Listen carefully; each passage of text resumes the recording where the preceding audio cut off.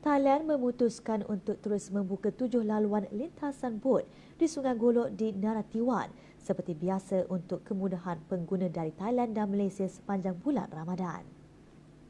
Bagaimanapun, jurucakap kerajaan Lieutenant General Sansan Gaukamnan berkata 7 laluan lintas itu akan diletakkan dalam pantauan pihak berkuasa bagi menyekat sebarang aktiviti haram seperti penyeludupan. Rakyat kedua-dua negara masih boleh menggunakan laluan bot itu, tetapi pemeriksaan oleh pihak berkuasa akan dipertingkat bagi menyekat kejadian tidak diingini daripada berlaku.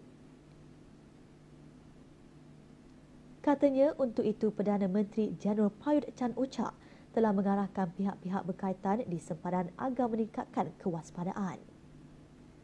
Dilaporkan baru-baru ini sekumpulan penduduk kampung tempatan melakukan demonstrasi menentang langkah kerajaan untuk menutup beberapa laluan bot di Sungai Golok. Penduduk mendakwa langkah itu mendatangkan kesan negatif terhadap kehidupan mereka.